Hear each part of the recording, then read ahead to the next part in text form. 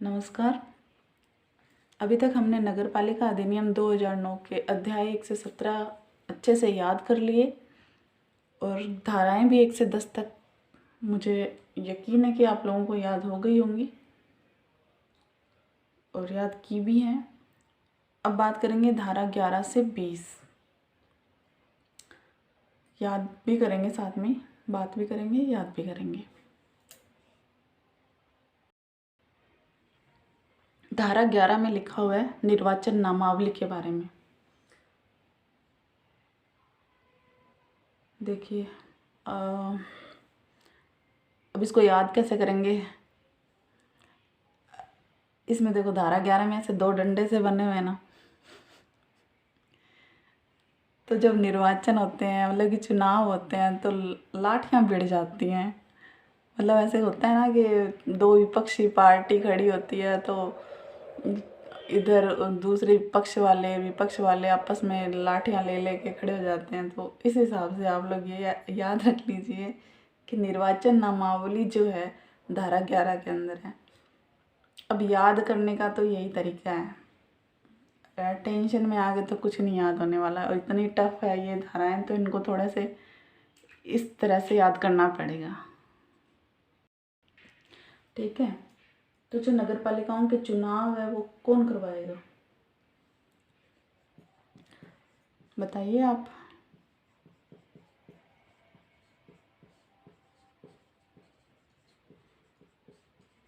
चुनाव आयोग ही करवाएगा।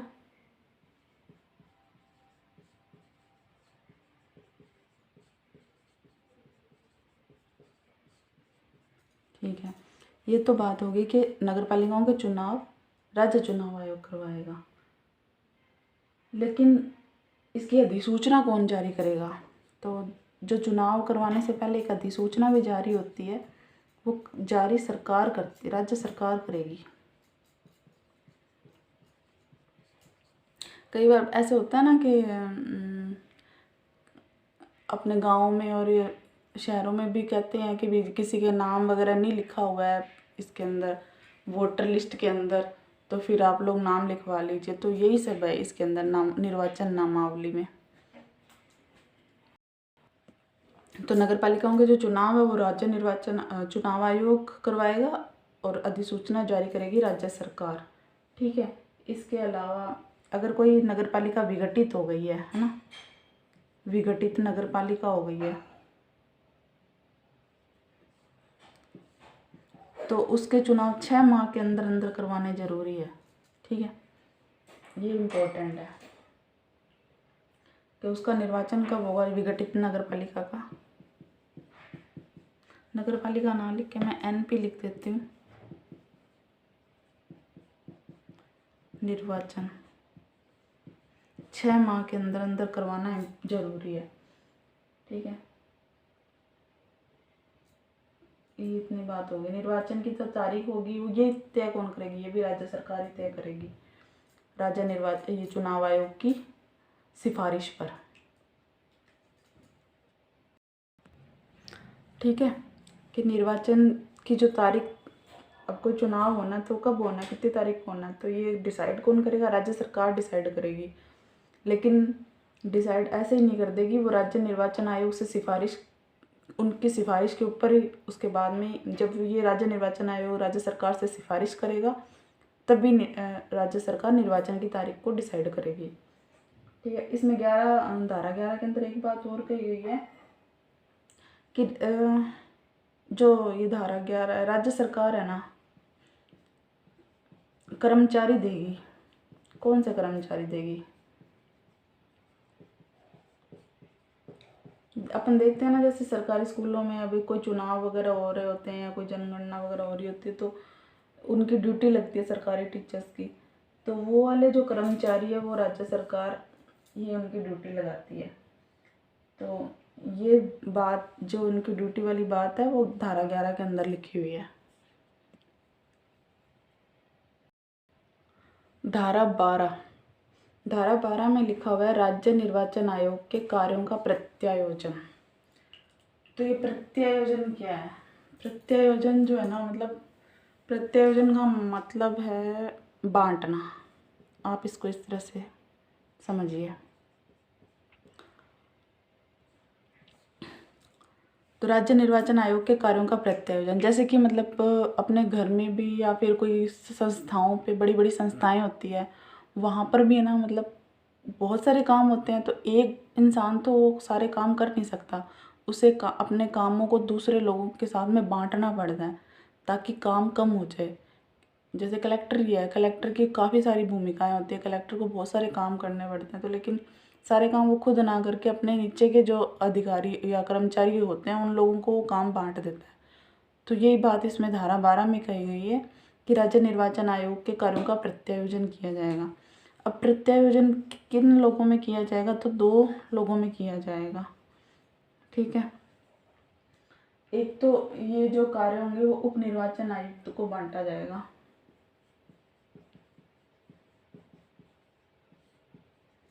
और दूसरा आयुक्त को, सचिव को। ये याद रखना। धारा 12 के अंदर क्या हुआ, निर्वाचन आयोग के कार्यों का प्रत्यायोजन किया गया, मतलब कि उन कार्यों को बांटा गया है। तो कौन कौन करेगा उसके कार्य, उप निर्वाचन आयुक्त और सचिव। ये तो बात हो गई धारा 12 की। बात करते हैं धारा 13। धारा 13 के अंदर कहा गया है कि प्रत्येक वार्ड हेतु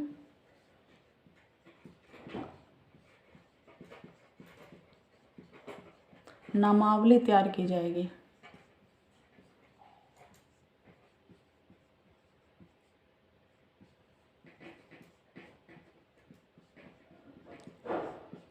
जैसे घरों में आते हैं ना, वो वोटर लिस्ट के अंदर नाम चढ़ाते हैं, भाई आपके 18 साल से ऊपर ऊपर कौन कौन है जिसके वोटर कार्ड नहीं बना। तो अब देखो 13 कार्ड नहीं बना, कार्ड बनाने की बात कही गई यहाँ पे। तो तेरा अपना ऐसा कहते हैं, तेरा कार्ड कहाँ पे है, कौन सा वाला कार्ड, वोटर लिस्ट वाला कार्ड। तो वोटर कार्ड की बात कहाँ कही गई है, धारा 13 के अंदर। तेरा कार्ड कहाँ पे है, कौन सा कार्ड, वोटर लिस्ट वाला, वोटर ID वाला कार्ड। तो ये बात धारा 13 के अंदर की गई है। और ये किसके द्वारा किया जाएगा, ये नामावली तैयार किसके द्वारा की जाएगी, तो निर्वाचक रजिस्ट्रीकरण अधिकारी के द्वारा।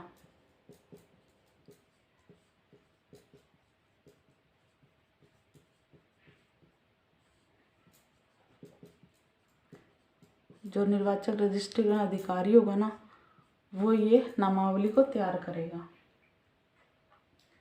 और उसकी सहायता के लिए एक से अधिक निर्वाचक रजिस्ट्रीकरण अधिकारियों की नियुक्ति भी की जाएगी। तो और ये नियुक्ति करेगी कौन, राज्य सरकार करेगी। इसके लिए जो एक से अधिक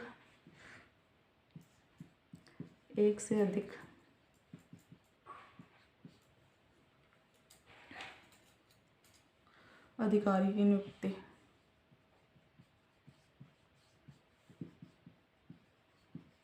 राज्य सरकार करेगी।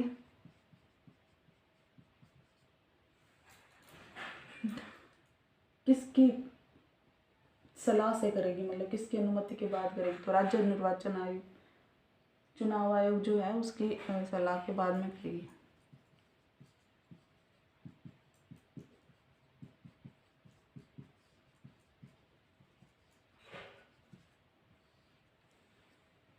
चुनाव आयोग की सिफारिश पर। देखिए धारा 13 के अंदर क्या कहा गया है कि तेरा कार्ड कहाँ पे है, कौन सा कार्ड, जो वोटर ID वाला कार्ड होता है वो कहाँ पर है।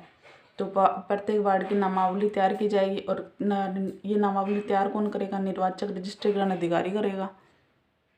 मतलब इस रजिस्ट्रीकरण को आप पंजीकरण अधिकारी भी समझ लो। आप किसी का नाम कहीं पे लिखवाया जाता तो पंजीकरण नहीं बोलते क्या, उस हिसाब से आप इसको पंजीकरण के नाम से समझ लो।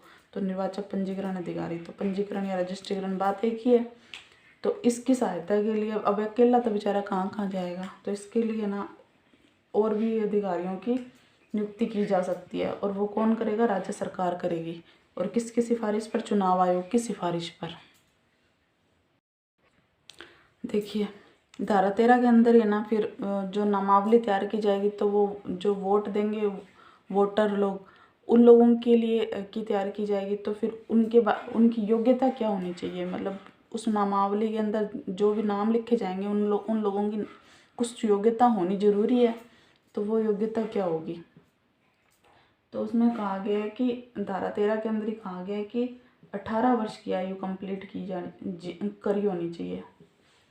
18 वर्ष की आयु कंप्लीट करी होने का मतलब क्या है कि जैसे मान लीजिए, इसको इस तरह से समझिए कि आज 2 जनवरी है ना, और आज कोई आया अधिकारी, मतलब कि आपके नाम लिखने के लिए, और आज के दिन ही 2 जनवरी के दिन ही आप भी ना 18 साल के हुए हैं, या कोई भी है जो 18 साल का 2 जनवरी को ही हुआ है और 2 जनवरी को ही वो रजिस्ट्रीकरण अधिकारी आया नाम लिखने के लिए, तो वो जिसकी भी उम्र 18 साल हुई है वो बोलेगा कि भी मेरा नाम भी लिख दो, मैं भी 18 साल का आज के दिन ही हुआ हूँ। तो क्या लिखा जाएगा? नहीं लिखा जाएगा, क्योंकि जो ये 18 वर्ष की आयु होगी उस वर्ष के 1 जनवरी से ही काउंट होएगी। तो 1 जनवरी से काउंट होगी, ये तो 2 जनवरी हो गई, तो फिर अब काउंट नहीं होगी। अब इसका नाम अगले साल लिखा जाएगा, इस साल नहीं लिखा जाएगा। ठीक है। दूसरी बात इसमें कही गई है कि जो भी मतदाता होगा वो वार्ड का मामूली निवासी होगा। मामूली निवासी से क्या मतलब है? निवासी तो समझ में आता है, लेकिन मामूली निवासी, इसको मामूली निवासी को भी इस एक्ट के अंदर अच्छे से समझाया हुआ है। तो मैं अपनी भाषा में आपको समझाती हूँ, क्योंकि उसमें थोड़ा सा टफ है। देखिए, धारा 13 के अंदर मामूली निवासी को लेकर 2 बातें सामने आती है कि भी एक तो मामूली निवासी कब माना जाएगा और एक कब नहीं माना जाएगा। पहली बात तो वो वार्ड का सामान्य निवासी हो, ठीक है, सामान्य तौर पे उसका घर और वो वहाँ पे रहता हो, ठीक है। दूसरी बात क्या कही? अस्थायी निवासी हो। अस्थायी निवासी से क्या समझते हैं? अस्थायी निवासी का मतलब है कि मान लीजिए कोई भी इंसान है, वो बाहर अस्थायी तौर पर रहने के लिए गया है, जैसे कि कोई कोचिंग कर रहा है या फिर अस्थायी तौर पर उसे कोई जॉब वगैरह के चक्कर में वो वहाँ पर रह रहा है। मान लीजिए कोई उदयपुर का निवासी है और बांसवाड़ा पुलिस में काम कर रहा है, उसकी कोई ड्यूटी आ गई, वहाँ पर ज्वाइनिंग कर रखी है, लेकिन उसकी वोट तो वहीं उसी वार्ड में माना जाएगा जहाँ पे वो जॉब कर रहा है, तो वो वहाँ पे वोट तो नहीं दे सकता। तो इस तरह से अस्थायी निवासी हो, वो किसी कारणवश वहाँ पर गया हो। या फिर जो एमएलए होंगे, एमएलए एमपी जो होते हैं,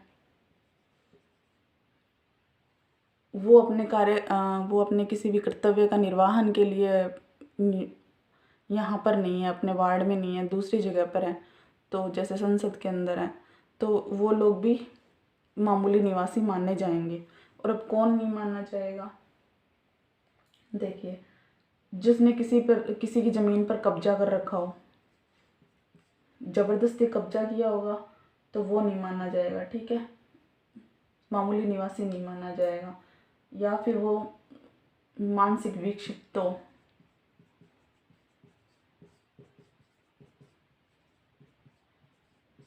या फिर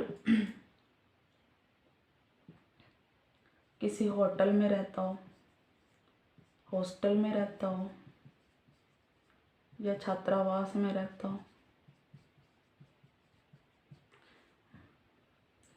जैसे मान लीजिए कोई है तो जयपुर का रहने वाला, लेकिन वो रह रहा फिलहाल बीकानेर में है, तो वो बीकानेर के होटल में, हॉस्टल में या छात्रावास में रह रहा है, तो वहाँ का मूल निवासी नहीं माना जाएगा, वो जयपुर का ही माना जाएगा।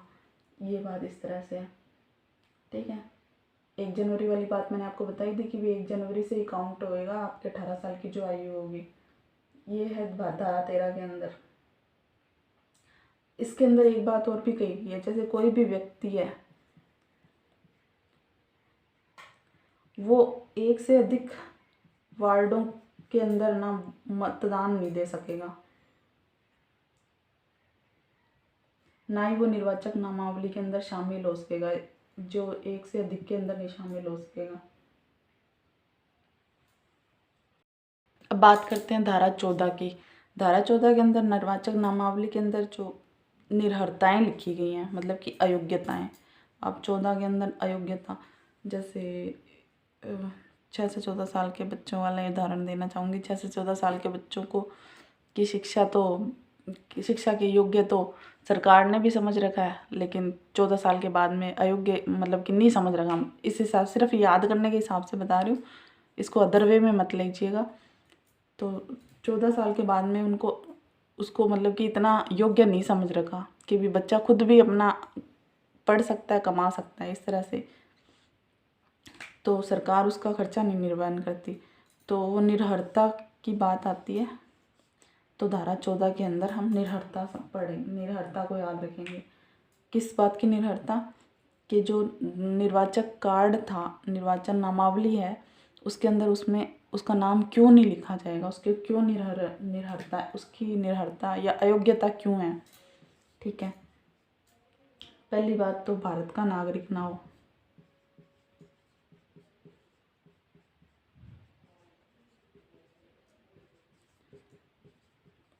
अगर कोई भारत का नागरिक नहीं है तो वो तो उसका यहाँ की निर्वाचन नामावली में नाम क्यों लिखा जाएगा। ठीक है, या फिर वो पागल या दिवालिया है, लेकिन किसकी वजह से पागल है, लेकिन कोई न्यायालय के द्वारा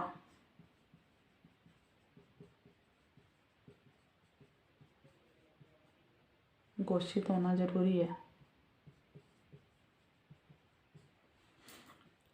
तीसरी बात इसमें लिखी गई है कि भ्रष्ट आचरण वाला है, मतलब कि ऐसा आचरण उसने किया हो जो कि बिल्कुल भ्रष्ट आचरण है, जो उसे निर्वाचक नामावली के अंदर रजिस्ट्रीकृत होने के लिए अयोग्य घोषित करता हो। ये बातें लिखी गई है धारा 14 के अंदर। धारा 14 के अंदर निर्वाचक नामावली में रजिस्ट्रीकरण की निर्भरता लिखी गई है। भारत का नागरिक नहीं होगा तो वो निर्भर्य है, पागल होगा तो, जो कि बिल्कुल वो भी न्यायालय के द्वारा घोषित होना जरूरी है, और उसका आचरण भी भ्रष्ट होगा तो वो अयोग्य होगा। बात करते हैं धारा 15 की। धारा 15 के अंदर मिथ्या घोषणा अगर कोई करता है किसी भी बात के लेकर, तो उसके बारे में धारा 15 के अंदर बताया गया है। उसके बारे में कहा गया है कि अगर कोई मिथ्या घोषणा करेगा तो उसे 1 वर्ष का कारावास,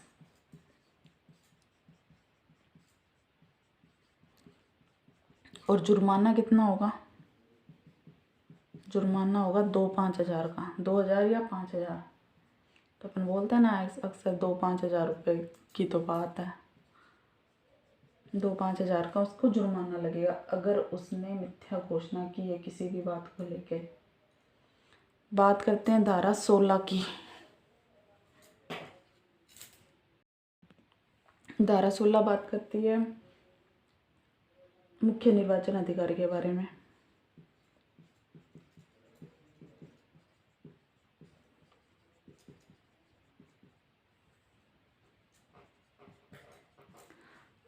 इसकी नियुक्ति कौन करेगी? इसकी नियुक्ति राज्य सरकार, इसकी नियुक्ति राज्य निर्वाचन आयोग करेगा।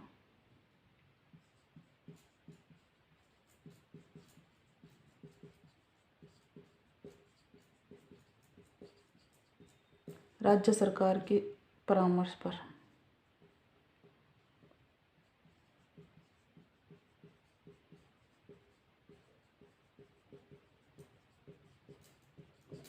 ठीक है, बात करते हैं धारा 17 की। जैसे इसमें मुख्य निर्वाचन अधिकारी के बारे में बात की गई है, तो इसमें जिला निर्वाचन अधिकारी की बात की गई है। तो ये मैंने साथ साथ इसीलिए लिखे ताकि याद करने में ध्यान रहे।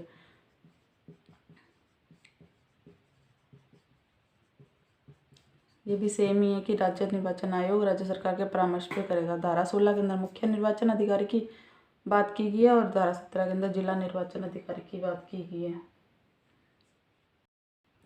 ये जो जिला निर्वाचन अधिकारी काम क्या करेगा? तो ये निर्वाचन संबंधी काम, जितने भी जिले के अंदर निर्वाचन संबंधी जितने भी काम होंगे ना राज्य निर्वाचन आयोग के, ये सारे काम जिला निर्वाचन अधिकारी करेगा। अब बात करते हैं धारा 18 की। बात करते हैं धारा 18 की। स्थानीय प्राधिकारियों के द्वारा राज्य निर्वाचन आयोग को कर्मचारी उपलब्ध करवाना। धारा 18 कहती है कि स्थानीय प्राधिकारियों के द्वारा जो राज्य निर्वाचन आयोग है उसे कर्मचारी उपलब्ध करवाना। तो ये स्थानीय प्राधिकारी कौन होंगे? तो प्रत्येक स्थानीय प्राधिकारी को ही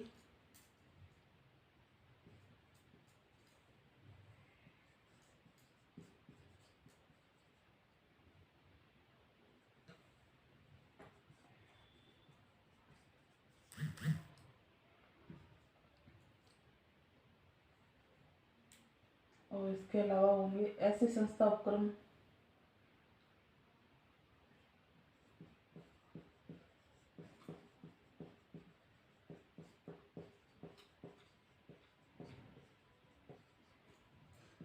राज्य सरकार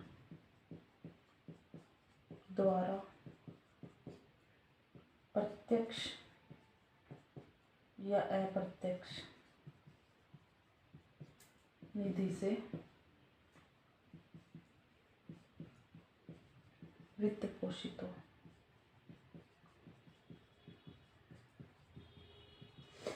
देखिए, धारा 18 के अंदर स्थानीय प्राधिकारियों के द्वारा जो राज्य निर्वाचन आयोग को कर्मचारी उपलब्ध करवाए जाएंगे। तो ये स्थानीय प्राधिकारी कौन होंगे? तो प्रत्येक स्थानीय प्राधिकारी को ही स्थानीय प्राधिकारी कहा गया है। और ऐसी संस्थाएं जो कि राज्य सरकार के द्वारा नियंत्रित प्रत्यक्ष और अप्रत्यक्ष निधि से वित्त पोषित हो, वही लोग इसमें स्थानीय प्राधिकारी कहलाएंगे। ठीक है। और धारा 19 में कुछ इम्पोर्टेंट नहीं लिखा गया है। धारा 19 के अंदर तो सिर्फ इतना लिखा है कि जो अधिकारी कर्मचारी होंगे वो चुनाव आयोग के प्रतिनियुक्त समझे जाएंगे। प्रतिनियुक्त मतलब कि जैसे ना कोई कर्मचारी है जो सरकार के अंदर पहले से काम कर रहा है, जैसे कि कोई पुलिस वाला कर्मचारी समझ लीजिए कोई, या फिर कोई टीचर वगैरह है, जो भी है, तो सरकार चुनाव आयोग में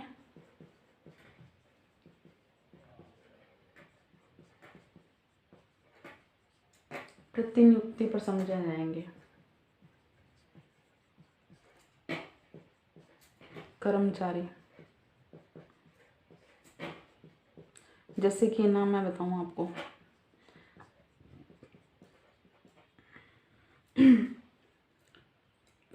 जैसे अगर कोई, जैसे मान लो पुलिस वाला है या कोई भी है सरकारी कर्मचारी है, वो छुट्टी पर, उसके घर वाले बोलते हैं कि भैया आप छुट्टी ले लो, आप घर में काम है, कोई शादी है, ब्याह है, जो शादी है, कोई और है, मतलब कोई फंक्शन है जैसे भी, तो वो बोलेगा कि क्योंकि चुनाव हो रहे होंगे उस टाइम, तो वो बोलेगा कि नहीं नहीं मैं छुट्टी नहीं ले सकता।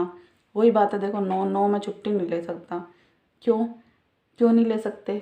क्योंकि मैं चुनाव आयोग के अंदर प्रतिनियुक्ति पर हूँ, क्योंकि उनको ड्यूटी मिल रही होती है वहाँ पर। आपको इसको इस तरह से समझिए, इस वजह से वो छुट्टी ले ही नहीं सकते। तो प्रतिनियुक्ति पर धारा 19 में समझे जाएंगे। ठीक है। धारा 20 क्या कहती है? धारा 20 कहती है कि निर्वाचन नामावली तैयार करने के दौरान कर्तव्य लोप का दोषी होने पर दंड। अगर कोई, जैसे कोई निर्वाचन, अब ये कोई जो वहाँ के रजिस्ट्रार अधिकारी वगैरह होंगे जो निर्वाचन नामावली तैयार करेंगे ना, तो वो अगर उन्होंने अपने कर्तव्य को लेकर कहीं से वो दोषी ठहरते हैं तो उनके लिए इसमें दंड का प्रावधान किया गया। तो इनके लिए दंड कितना होगा? कम से कम तो 3 माह से और ज़्यादा से ज़्यादा 2 वर्ष। और अगर बात करें कि जुर्माना कितना लगेगा, तो जुर्माना लगेगा 1000-2000 रुपये, 1000, 1000 या 2000। ठीक है। तो अब हो गई हमारी धाराएं 11 से लेकर 20 तक। रिवाइज करवाऊँ क्या? देखिए, धारा 1 में निर्वाचन नामावली के बारे में बताया गया कि नगर पालिकाओं के जो चुनाव होंगे वो राज्य चुनाव आयोग के द्वारा करवाए जाएंगे। और अधिसूचना कौन जारी करेगा? अधिसूचना राज्य सरकार जारी करेगी। बात करते हैं धारा 12 की। धारा 11 के अंदर कर्मचारी देने की बात भी की गई। जो सरकारी कर्मचारी होते हैं वो इनको दिए जाते हैं। धारा 12 राज्य निर्वाचन आयोग के कार्यों का प्रत्यायोजन, मतलब कि कार्यों को बांटा जाएगा। मैंने बताया था 2 अधिकारियों में बांटा जाता है, एक उप निर्वाचन आयुक्त के और एक सचिव। काम को बांटा जाता है, काम को बांटना, ठीक है। प्रत्येक वार्ड के लिए निर्वाचक नामावली। धारा 13 के अंदर तेरा कार्ड कहाँ पे है, वही बात है। तो एक से अधिक सहायक निर्वाचक रजिस्ट्रीकरण अधिकारी दिए जाते हैं और उनकी नियुक्ति राज्य चुनाव आयोग से अनुमति के बाद में करती है। इन लोगों को निर्वाचक नामावली तैयार करने के लिए एक से अधिक अधिकारियों की नियुक्ति की जाती है राज्य सरकार के द्वारा, ठीक है। बात की जाती है, हाँ, इसके अंदर धारा 13 के अंदर मतदाता की उम्र भी पूछी गई है। तो मतदाता की उम्र 18 साल पूरी होनी चाहिए, 1 जनवरी से काउंट होगी। और सामान्य निवासी हो वार्ड का सामान्य निवासी से मतलब यही होगा कि कब सामान्य निवासी समझा जाएगा, या तो वो अस्थायी तौर से, या तो वहाँ ही निवास करता हो, या अस्थायी तौर पर कहीं गया हो, या फिर वो कोई MLA MP हो, तो वो वहाँ का वार्ड का निवासी समझा जाएगा। और कौन नहीं समझा जाएगा? जो मानसिक विक्षिप्त हो वो नहीं समझा जाएगा, या किसी ने कब्जा कर रखा है वो भी नहीं समझा जाएगा, या कोई दूसरी जगह पर उसी जगह पर होटल या हॉस्टल के अंदर निवास कर रहा है तो वो भी वहाँ का वार्ड का निवासी नहीं समझा जाएगा, ठीक है। बात करते हैं धारा 14 की। तो धारा 14 के अंदर निर्भरता बताई गई है निर्वाचक नामावली के अंदर। तो क्या निर्भरता होगी कि वो भारत का अगर नागरिक नहीं है, कोई पागल है, सरकार के न्यायालय के द्वारा घोषित किया हुआ पागल है, या उसका आचरण भ्रष्ट है, तो वो भी निर्भर होगा। तो धारा 15 में मिथ्या घोषणा की बात कीजिएगा। धारा 15 के अंदर मिथ्या घोषणा अगर कोई करता है तो उसे 1 साल का कारावास होगा और 2-5 हज़ार रुपये का जुर्माना लगेगा। धारा 16 के अंदर मुख्य निर्वाचन अधिकारी की बात की गई है। इसकी नियुक्ति कौन करता है? राज्य निर्वाचन आयोग करता है, राज्य सरकार के परामर्श पर। धारा 17 के अंदर जिला निर्वाचन अधिकारी की बात की गई है कि ये जिले के अंदर जितने भी चुनाव के काम होंगे वो सारे के सारे जिला निर्वाचन अधिकारी देखेगा। धारा 18 स्थानीय प्राधिकारी के द्वारा कर्मचारी उपलब्ध करवाए जाने की बात करता है। धारा 19 जो है कर्मचारी चुनाव आयोग की प्रतिनियुक्ति पर समझे जाएंगे। वो मैंने बताया था आपको कि कोई अगर किसी कर्मचारी को राज्य सरकार जो है वो चुनाव वगैरह के काम की ड्यूटी देती है तो वो प्रतिनियुक्ति पर समझे जाते हैं। धारा 20 नामावली तैयार करने के दौरान समझे जाएंगे। नामावली तैयार करने के दौरान अगर कोई कर्तव्य लोग, अगर अपना कोई अधिकारी है जिसने नामावली तैयार करी और उसने गलत तरीके से नामावली नोट कर दी, किसी का गलत नाम लिख दिया, तो अधिकारी भी दोषी समझे जाएंगे। तो अधिकारियों के जो दोष अगर दोषी समझे जाते हैं तो फिर उन पर 1 साल का कम से कम 3 महीने का कारावास, या ज़्यादा से ज़्यादा 2 साल का कारावास, या 1-2 हज़ार रुपये का जुर्माना। ये हुई हमारी 11 से धाराएं 11 से 20 तक की कंप्लीट। आई होप आप लोग